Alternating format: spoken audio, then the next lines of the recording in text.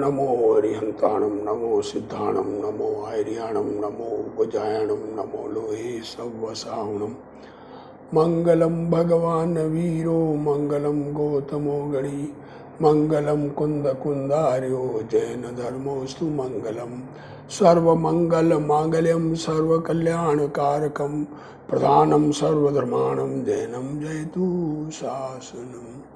नमो तीर्थनायक ने नमो ओंकार नाद ने ओंकार संगर्यो जैने नमो ते कुंद कुंद ने अहो उपकार जिन वर्णो कुंदनो ध्वनि दिव्यनो जिन कुंद ध्वनि आप्या अहो ते गुरु कहाननो। हरिवंश पुराण का स्वाध्याय।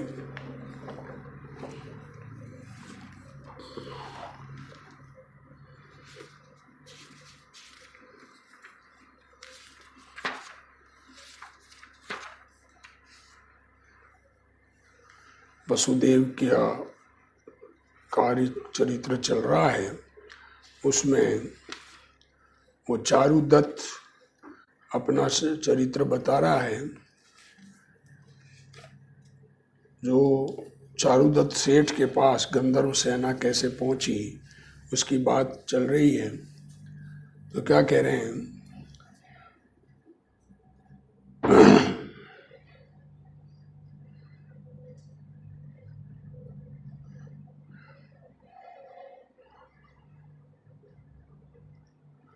तो क्या कह रहे हैं, समुद्र से वो चारुदत्त मुनिराज को नमस्कार कर रहा है। इतने में दो देव आए और उन देवों ने पहले चारुदत्त को नमस्कार किया। तो वो चारुदत्त को नमस्कार करने का और फिर बाद में मुनिराज को किया। तो कारण पूछा कि क्या बात है, ऐसा कैसे किया। तो उन्होंने कहा कि ये हमारे गुरु है चारुदत्त, इनके उपदेश से, इनके नमोकार मंत्र सुनाने से हम देव बने, हमको धर्म की प्राप्ति हुई और हम यहाँ दर्शन के लिए आए।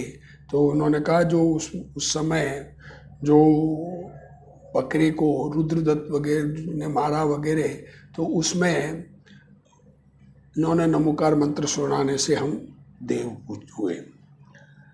तथा प्रथम बकरे का जीव देव भया सो कहता भया। देखो, ओ विद्याधर हो, वाराणसी पुरी विषय एक सोम शर्मा नामा विप्र, उसकी सोमीला नामा स्त्री, सो ब्राह्मण वेद व्याकरण पुराणादि का वेता, उसके दो पुत्री थी, एक भद्रा दूसरी सुलसा।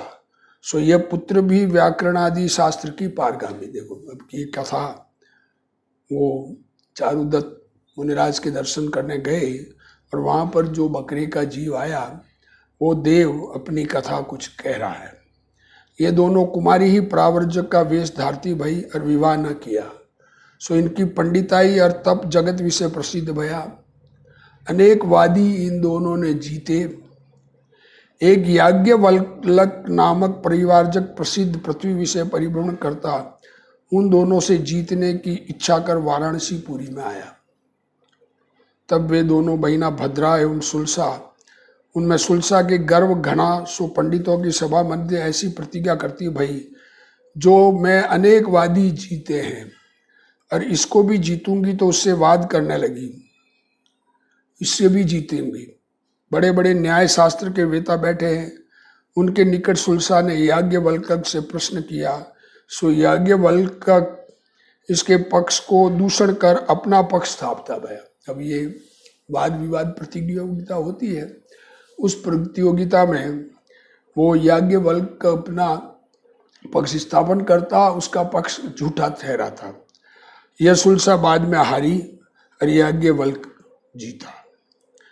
तब वह इसका कर यह कुचेष्टा विचारता भया, इसने बहुत मने किया जो तू ये क्रिया मत करे, परंतु वह विषय रूप मांस का लोभी इससे रमता भया।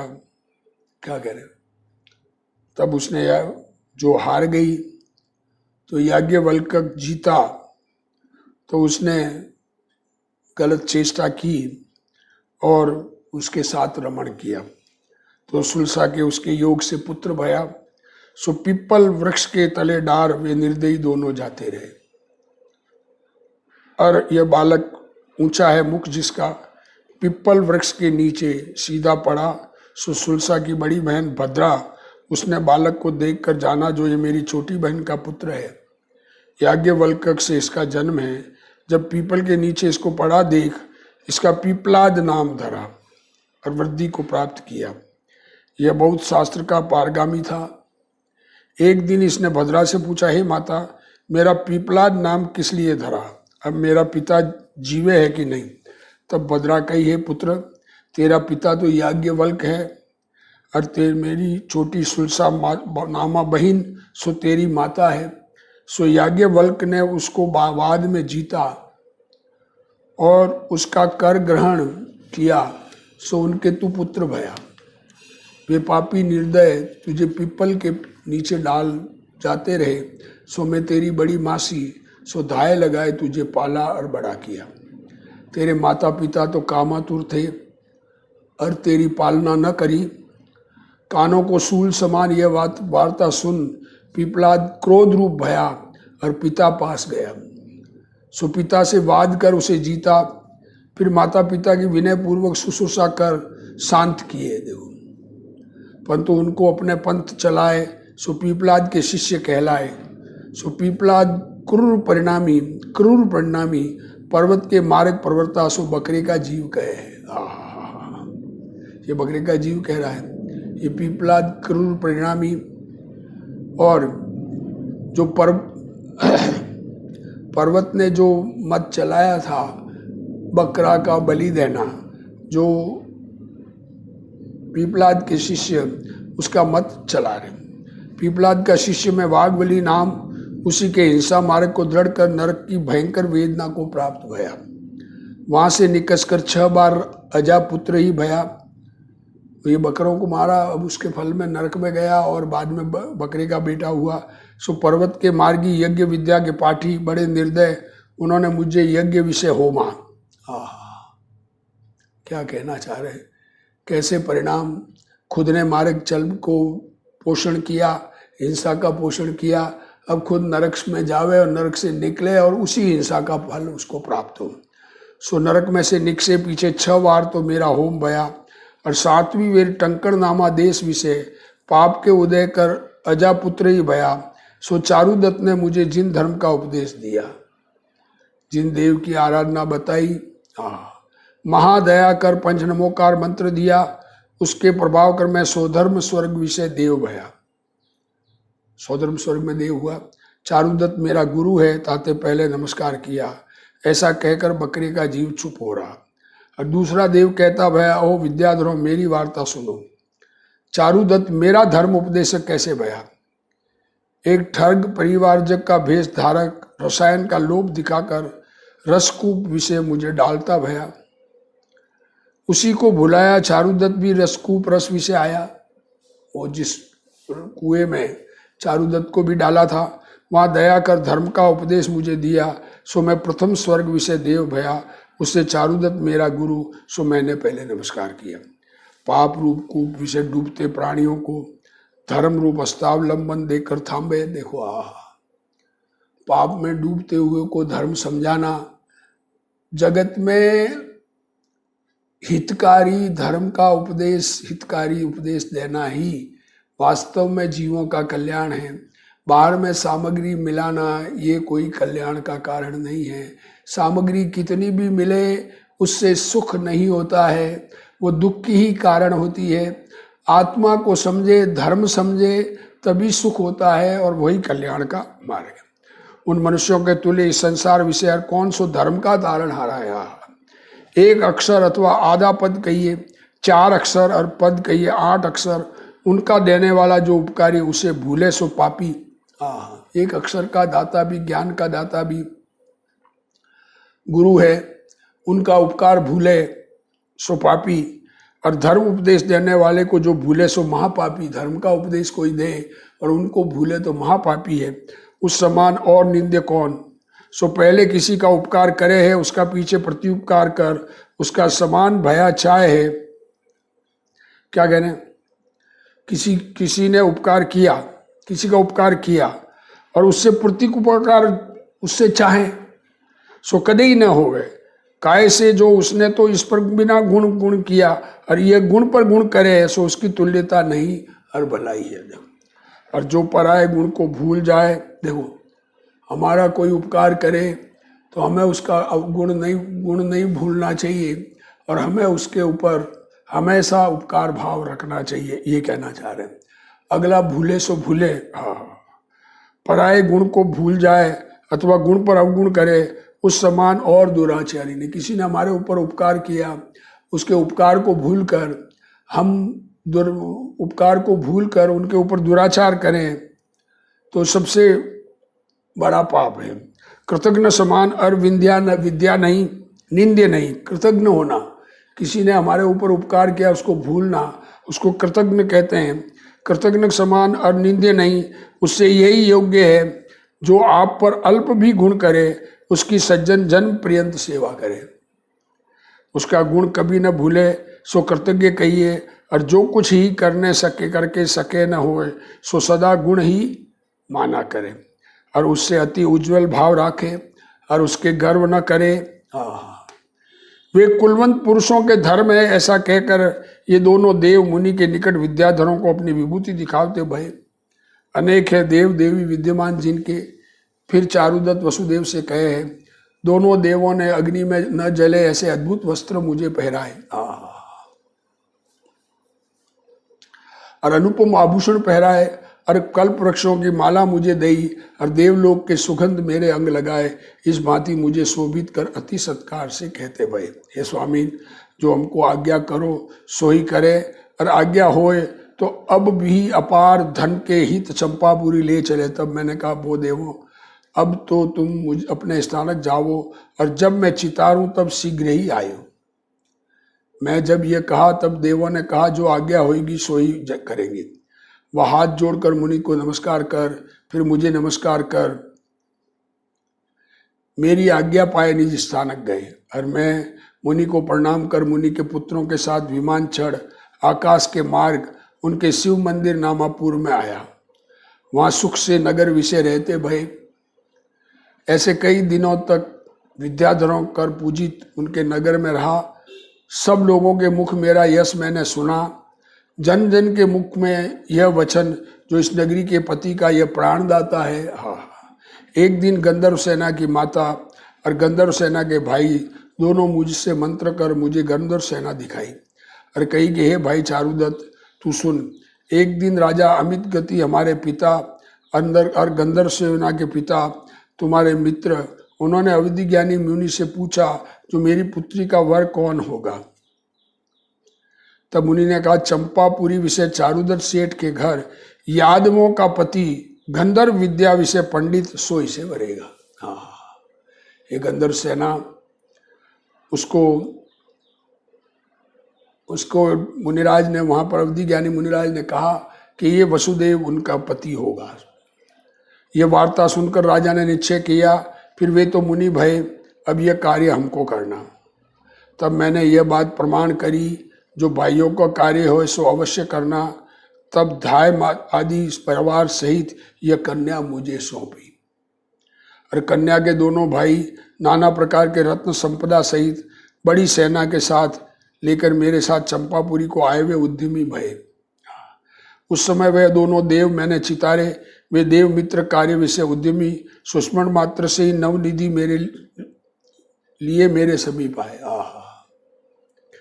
और महामनोहर हंस विमान कर गंधर्व सेना सहित मुझे महाविभूति से चंपापुर में ले आए। देखो, सहज भाव से धन की कितनी प्राप्ति हुई, और असहज रहते हुए, सहज रहते हुए भी धन चला भी जाए। बाहर पुण्य पाप का जिस प्रकार का उदय हो, किस किस प्रकार की परिस्थिति भोग कर चारुदत्त को ये सब सामग्री मिली, ये बताया गया। वसुदेव उनका अब गंधर्व सेना का पति बन रहा है। यहाँ मेरे मंदिर विषय मुझे थाप कर ऐसे निधि जिनका क्षय नहीं, सो मेरे घर में पूर्ण कर फिर मुझे नमस्कार कर वे दोनों देव अपने धाम गए। और गंधर्व सेना के भाई साथ आए थे, वे भी अपने स्थानक को गए। और मैं मेरी माता और मामा से मिला, और सब कुटुंब से मिला, और मेरी विवाहित स्त्री से मिला। सभी मुझे देख हर्षित भये। और इस कलिंग सेना वेश्या की पुत्री वसंत सेना पतिव्रता मेरे प्रदेश गए पीछे, अपनी माता का गृह छोड़ आयार्याओं के निकट श्राविका का व्रत धार कर मेरी माता के निकट आए रही। मेरी माता की और स्त्री की उसने अति सेवा करी, सो दोनों ही उससे अति प्रसन्न भई और जगत में उसका यश बहुत भया, सो मैं भी अति प्रसन्न होए उसी के अंगीकार करता भया। हाँ, अब मैं निधि के प्रताप कर दीन अनाथों को तृप्त करणहारा किमिचक दान दू हूँ, सो जिसकी जो इच्छा होए सो मेरे से ले जाए। हाँ, अकूट संपदा जो खत्म नहीं हो सकती, और बंदूक लोगों को मनवांछित दूं। और अपनी कथा चारुदत्त ने वसुदेव से कही, तुम मुझको अक्षय निधि की वार्ता पूछी, सो ये निधि देवों की दी हुई है, और गंधर्व सेना अमित गंती विद्याधर की पुत्री है। इसके पिता तो मुनि भय हैं और इसके दोनों भाई राज्य करे हैं। ये मेरे बहन समान है, सो तुमको पढ़नाए। ये यादव, ये समस्त वार्ता मैं तुमसे कही, जो मुनि इसके वर कहे थे वे इसके भाग कर तुम यहाँ आए। जो मुनिराज ने कहा था इसके ये वर बनेंगे, तो तुम देखो इसके भाग्य से तुम यहाँ आए। तुम्हारे ही अर्थ यह विजयार्थ से आई और यहाँ रही। धन्य भाग्य इसके जो तुमसे जेवर पाए, और मैं तुमको पढ़ना कृतकृत्य भया। मेरा चित्त तप विषय था, परंतु इसकी चिंता कर तप न धर सकता था। सब निश्चित हो तप धरूंगा। जो तप करे है उनके स्वर्ग मुक्ति समीप है। यह गंधर्व सेना का आदि से वृतांत सुनकर, चारुदत्त का उत्साह और देवों का मिलाप सुनकर वसुदेव हर्षित हुए। चारुदत्त सेठ की अति स्तुति करता भया। वसुदेव कहें, धन्य है इस निष्कपट पुरुष को, और धन्य है उदारपना इनका, और धन्य है इनका पुण्य का बल। ऐसा अर पुरुषों में नहीं, और धन्य है पुरुषार्थ इनका, ऐसा पुरुषार्थ और विभव और के नहीं। देव विद्याधरों को यह विभव दुर्लभ, तो और की क्या बात। देव विद्याधरों को भी कितना वैभव, इतना वैभववान देव और विद्याधर भी, क्योंकि देवों ने ही दी है ना अकूट संपत्ति। तो अब दुनिया में मनुष्य ऐसा तुलना से करते हैं, हालांकि देवों का मुकाबला तो क्या हो। चारुदत्त की कथा सुनकर वसुदेव ने अपनी सब कथा कही, जो मैं राजा अंधक वृष्टि का पुत्र समुद्र विजय का छोटा भाई इस भांति निक्षा स्वदेव योग्य गंधर्व सेना पढ़नी। यहाँ तक सर्व कथा कही। चारुदत्त ने तो वसुदेव का वृतांत जाना और वसुदेव ने चारुदत्त का जाना। परस्पर रहस्य के मर्मी भय सुख से चारुदत्त वसुदेव चंपापुरी विषय धर्म अर्थ काम मोक्ष का साधन करते तिष्ठ हैं। सो कोई इस लक्ष्मी के अर्थ समुद्र में प्रवेश करे और कूप विषय उतरे और महाअलंग्य पर्वतों विषय संचरे और महागंभीर वन में विचरे और द्वीपांतर में संचरे, तो भी लक्ष्मी हाथ ना आवे। देखो क्या करें साहब, बहुत मेहनत से धन कमाया जाता है, तो कहते कितनी भी मेहनत कर लो, धन तो पुण्य के उदय से ही होता है। ये मेहनत का परिणाम जो है वो पाप का परिणाम है। बाहर घूमने फिरने राग का परिणाम, जीवों की हिंसा का परिणाम। ये परिणाम आता है, उसके कार्य में लगता है, उसके अनुसार लक्ष्मी भी आती है। तो कहते हैं लक्ष्मी धन को कमाने में पाप, रखने में पाप, खर्चने में पाप, दान देना में पुण्य है एक। ये लक्ष्मी धर्म की दासी है, धर्म ही है मित्र जिनके पुण्य है उनको ये मिले है। पाप के अभाव से लक्ष्मी का सद्भाव है। इससे बुद्धजन जिनेश्वर का कहा धर्म, मन वांछित फल देने की चिंता मणि समान उसे चितारो। इति श्री हरिष्टनेमि पुराण संग्रह हरिवंश से जिन सेनाचार्य कृत चारुदत्त चारित्र वर्णन नाम 21तम सर्ग समाप्त हुआ। 22वां सर्ग शुरुआत करते हैं। गंधर्व सेना सहित चंपापुर विषय रमे। जब फागुन के अष्टानिका के दिन आए, तब अष्टानिका के दिनों में देव नंदीश्वर द्वीप को गए। क्या कह रहे हैं, अब वसुदेव वहां पर चंपापुर में रहे और विद्याधर सुमेरु पर्वतादि विषय वंदना के अर्थ आनंद को धरते हुए गए। विद्याधर तो सुमेरु पर्वत आदि में जाते हैं, क्योंकि विद्याधर तो मनुष्य है और मनुष्य 2.5 द्वीप के बाहर नहीं जा सकते, और देव 2.5 द्वीप के बाहर नंदीश्वर द्वीप तक, नंदीश्वर द्वीप में जाते हैं। बाहर में जाते से कहीं भी जा सकते हैं। तो वो नंदीश्वर द्वीप में अष्टानिका में पूजा करने जाते हैं।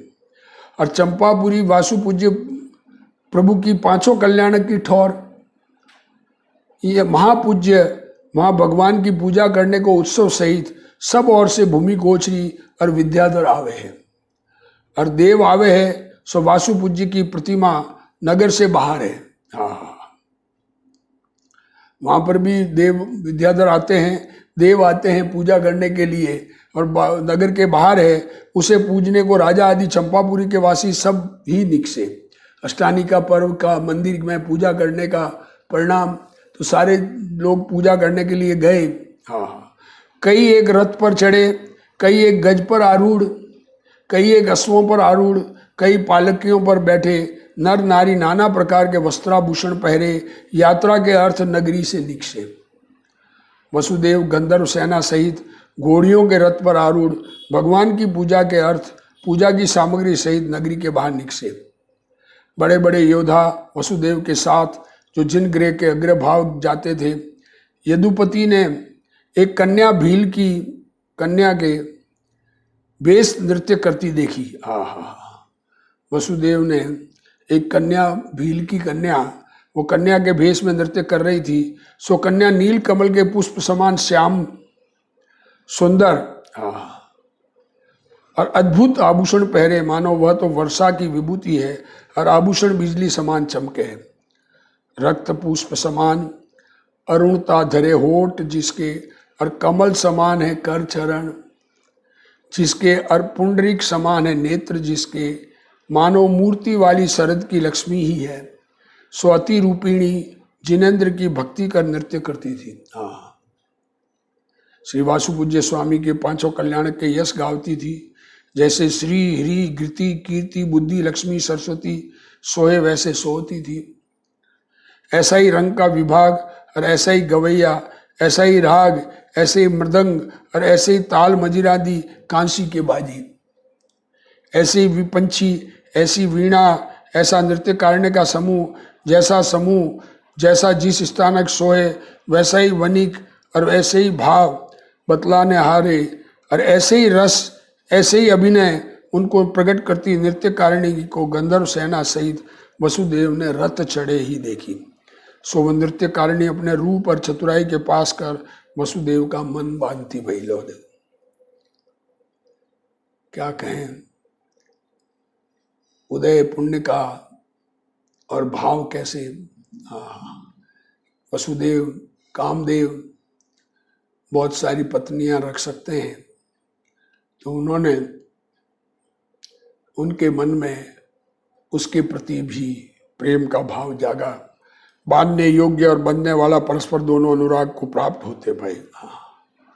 उसका रूप और चतुराई रूप चरित्र को बांधने वाले भय, और वसुदेव का मन बांधने योग्य है, और वसुदेव का रूप और वसुदेव की लीला तो बांधने वाले भय, और उसका मन बांधने योग्य भया।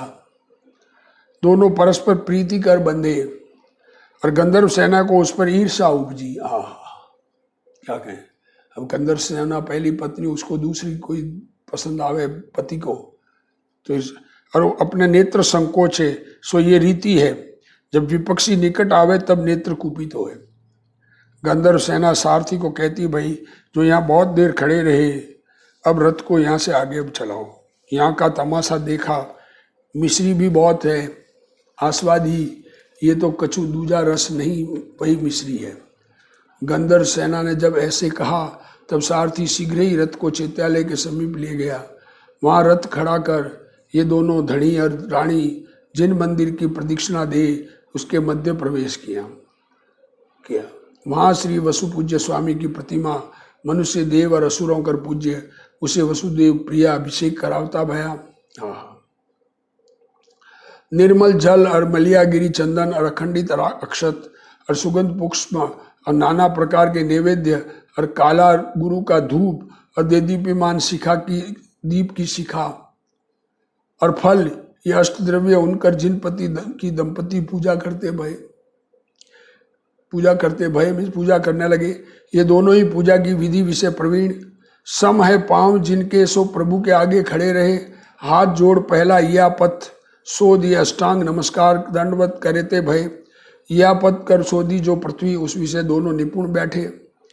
और फिर उठे, फिर पवित्र पंच नमोकार मंत्र के पाठ कर पवित्र है चित्त जिनका, वे दोनों अरिहंत सिद्ध साधु केवली पंडित धर्म, ये चार मंगल और यही चार उत्तम और ये चार शरण, उनको उड़ विषय धारते भय। हाँ, और कहते भय अढ़ाई द्वीप विषय 170 आर्य क्षेत्र। क्या कहा? ढाई द्वीप में कुल आर्य क्षेत्र 170, उनमें धर्म ही की प्रवृत्ति है, उनमें जो केवली भय और है और होवे, उनको हमारा नमस्कार होवे। हम सामायिक करें तब तक सकल पाप योग तजय हैं। यह पाठ पर दोनों विवेकी कायोत्सर्ग लेकर खड़े। शत्रु मित्र विषय, सुख दुख विषय, जीवन मरण विषय हमारी समता है। हाँ, लाभ अलाभ विषय हमारी समता है। 7 श्वासोश्वास प्रमाण खड़े रहकर हाथ जोड़ सिर नवाए चतुर्विंशति तीर्थंकरों का स्तवन पढ़ते भय। हाँ, ये अपना कायोत्सर्ग मुद्रा करके 7 श्वासोश्वास प्रमाण खड़े रहे और फिर 24 तीर्थंकरों का स्तवन किया। प्रथम ऋषभ देव के ताई नमस्कार, अजित के ताई नमस्कार, अजितनाथ भगवान को नमस्कार, संभव के भगवान को नमस्कार, अभिनंदन को नमस्कार, सुमति भगवान को नमस्कार। यहाँ सुमति के ताई लिखा है, मैं ऐसे उसको पढ़ रहा हूँ। सुपार्श के को नमस्कार, चंद्रप्रभ को नमस्कार, पुष्पदंत को नमस्कार, शीतलनाथ को नमस्कार, सभी जीवों के पालक और लक्ष्मी के स्वामी, कल्याण के कर्ता जो श्री श्रेयांसनाथ, उनको नमस्कार होवे। वासुपूज्य को नमस्कार होवे, वासुपूज्य त्रिलोक कर पूज्य है। चंपापुरी विषय जिनके कल्याण की पूजा अचल है। फिर विमल नाथ को नमस्कार, अनंतनाथ को नमस्कार, धर्मनाथ को नमस्कार और रागादि रोगों की शांति के अर्थ शांतिनाथ को नमस्कार। फिर कुंतुनाथ को नमस्कार। अब ये वैसे तो सब तीर्थंकरों से रोग आदि पुण्य परिणाम से पुण्य का उदय हो तो रोग आदि नष्ट होते हैं। फिर कुंतुनाथ को नमस्कार, अरनाथ को नमस्कार, मल्लीनाथ को नमस्कार। कैसे है मल्लीनाथ? माया मिथ्या निदान, ये 3 शल्य रूप मल उनके मसलने वाले हैं। और जीवों को मुनिव्रत के दायक श्री मुनि सुव्रत, उनको नमस्कार। फिर वसुदेव और गंधर्व सेना कहे हैं। 21वां तीर्थंकर श्री नमीनाथ, उनको नमस्कार होवे, जिसका आवार भरत क्षेत्र में तीर्थ है। ये फाइनली नमीनाथ भगवान का तीर्थ उस समय चल रहा था, उनको नमस्कार किया। जब तक नेमनाथ का जन्म न होवे तब तक नमीनाथ का तीर्थ कहिए। जब तक जन्म कल्याणक नहीं होगा नेमिनाथ भगवान का, तब तक तीर्थ नमीनाथ भगवान का चलता है। नेमिनाथ भगवान अरिष्ट नेमी उनको कहे, उनका जन्म होगा तब ये तीर्थ नेमिनाथ भगवान का शुरू हो जाएगा। तो जिस दिनों में वसुदेव निकसे हैं उन दिनों में नमीनाथ का ही तीर्थ है। फिर वसुदेव कहे 22वें स्वामी तीर्थंकर स्वामी अरिष्ट नेमी तीर्थ के कर्ता हरिवंश रूप आकाश विषय चंद्रमा समान उद्योत करेंगे, उनको हमारा नमस्कार हो, भविष्य के तीर्थंकर। फिर पार्श्वनाथ जिनेन्द्र, उनके नमस्कार। फिर वर्धमान स्वामी को नमस्कार। सर्व तीर्थंकर और सर्व गणधर देवों को हमारा नमस्कार, बारंबार नमस्कार होवे। और भगवान के कृत्रिम अकृत्रिम सब चैत्यालय और सर्व प्रतिमा, उनको हमारा नमस्कार हो। इस भांति वसुदेव और गंधर्व सेना महाभक्ति से प्रभु की स्तुति कर हर्षित हुए हैं। चित्त जिनका आए हैं रोमांच जिनके, माता नमाए गोड़े कर धरती विषय लगाए प्रभु को प्रणाम करते हुए। फिर पूर्व रीति उठकर कायोत्सर्ग धर पंच परमेष्टि का पवित्र स्तोत्र उच्चारण ते भय।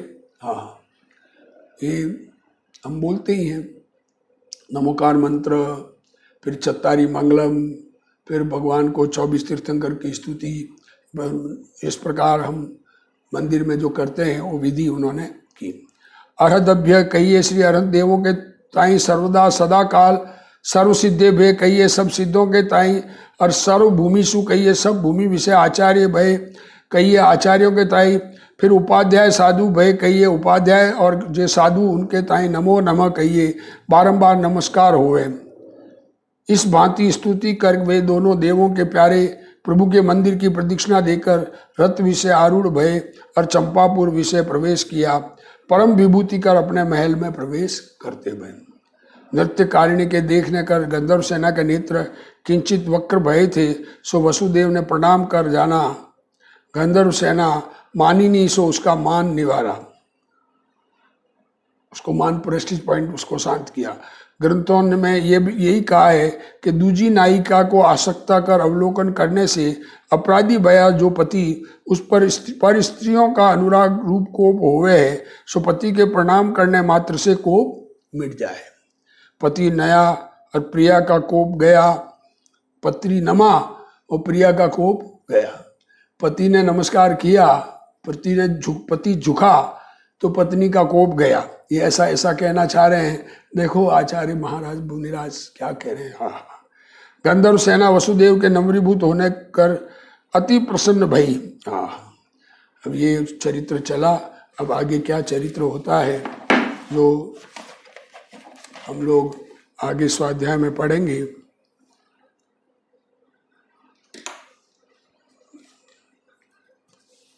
अभी जिनवाणी स्तुति। हे जिनवाणी भारती तोई जपो दिन रैन, जो तेरा शरणा गए सो पावे सुख चैन।